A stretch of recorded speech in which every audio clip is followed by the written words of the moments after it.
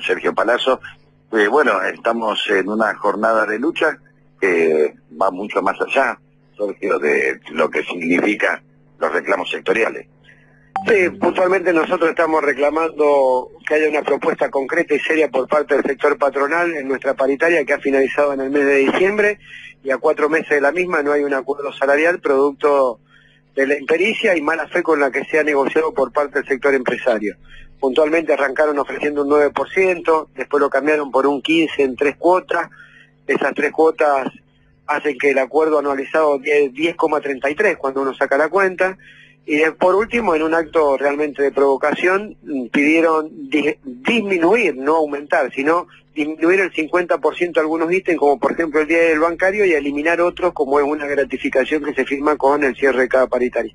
A esto se suma también el incumplimiento de algunos fallos judiciales. Claro, por supuesto, nosotros estamos reclamando que se cumpla la justicia. Son muy apegados a la justicia para algunas cosas, pero cuando la justicia les sale en contra, parece que no le dan tanta trascendencia y tanta importancia. Están fuera de la ley, lo primero que hay que decir, no solo por los fallos judiciales, sino por la mala fe con la que han negociado.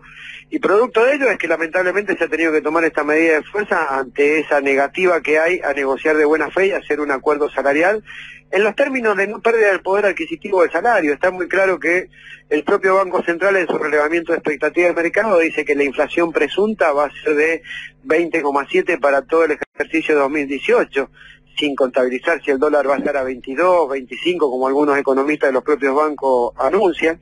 Entonces, bueno, ante esa incertidumbre, como mínimo tienen que garantizar una cláusula gatillo para los trabajadores para que no pierdan poder adquisitivo, y a su vez, dentro de esa cláusula gatillo, garantizar las condiciones de acuerdos que tienen cada una de las actividades. En nuestro caso, nosotros cobramos en un solo pago, entonces no tienen por qué venir a ofrecernos 3 pagos de un acuerdo salarial. Pericia o un modelo que determina que justamente la justicia hacia abajo con los trabajadores. Está claro que este gobierno ha impulsado un modelo de ajuste en donde los trabajadores son los que tienen que pagar según la concepción ideológica de ellos. Esto nosotros lo palpamos cuando le reclamamos al sector empresario por qué hace estas propuestas de provocación, como por ejemplo disminuir al 50% algunos ítems y eliminar otros que son rebajas salariales, y nos dicen porque las condiciones políticas han cambiado, con lo cual claramente expresan que se sienten protegidos por un gobierno que ha venido a afectar los derechos de los trabajadores y su poder adquisitivo en el salario. Carla, Lautaro, ¿te parece? Los dejo en línea con el secretario general de la bancaria. Dale, perfecto, Mario. Hola, Sergio, ¿nos escuchás?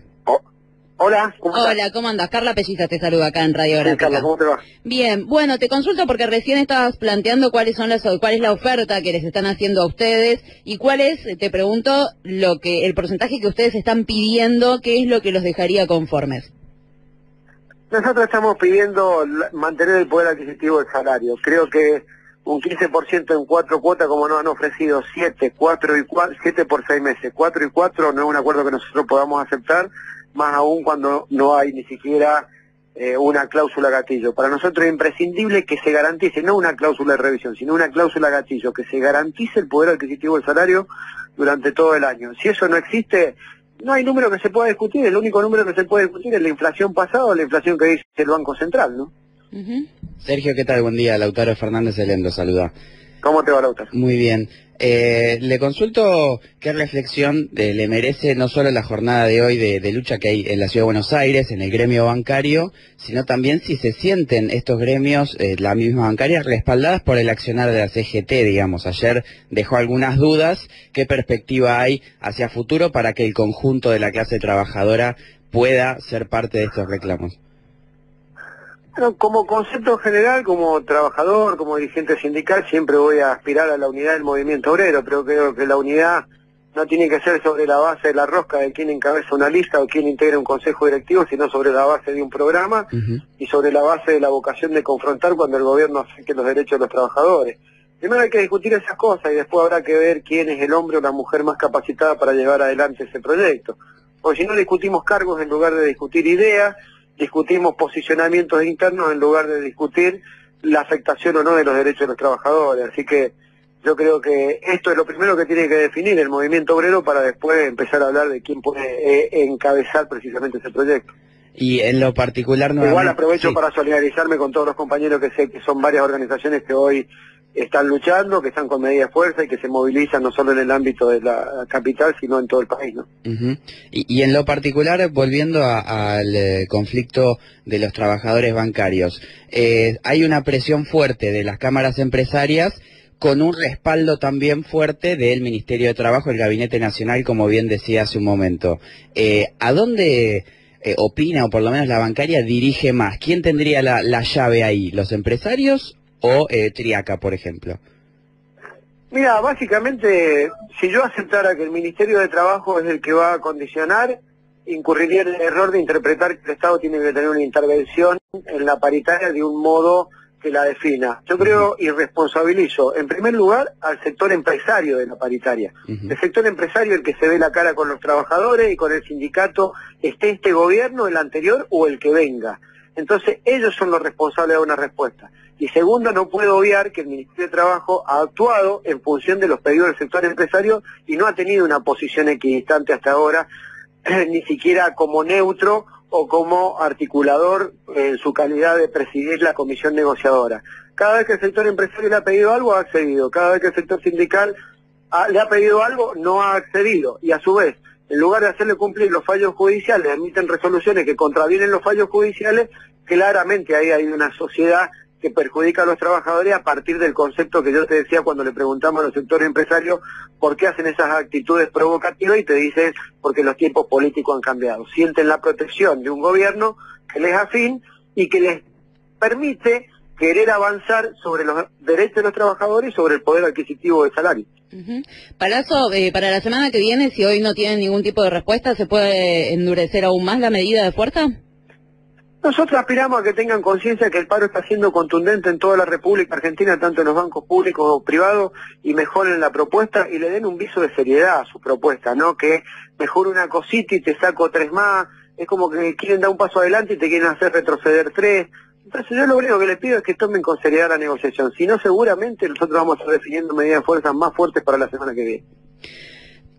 Palazzo, la última pregunta acá por mi parte. Le pido algún análisis sobre la situación a nivel regional. Sí, tenemos un conflicto bastante fuerte en Brasil. Sí. ¿Cómo lo analizás vos a esto, lo que está pasando con Mira, en primer lugar, mi expresión de solidaridad y acompañamiento a todos los trabajadores brasileños y al expresidente Ignacio Lula da Silva.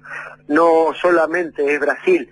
Creo que los países de la región están sufriendo el pretendido azote de disciplinamiento del poder que impone la derecha precisamente en esta parte del continente, porque no solo es Brasil, encarcelamientos políticos en la Argentina, como el caso, por ejemplo, del compañero Luis Delía, que estuvo preso políticamente, es encarcelamiento o es intento de mostrar falencias en el gobierno de Correa, y así sucesivamente. Yo creo que está muy claro que la impericia para gobernar de la derecha, que no puede disimular que sus programas de ajuste claramente van a perjudicar a la clase trabajadora y a las clases populares para empoderar a los sectores poderosos, la tienen que dibujar o la tienen que hacer ver como que todo es herencia recibida en todos los países de la región y como que todos son corruptos del otro lado, cuando en realidad lo que hay que discutir es si ellos son aptos o no aptos para gobernar, y en el marco de esa actitud para quién gobiernan o para qué intereses gobiernan. Como eso queda muy claro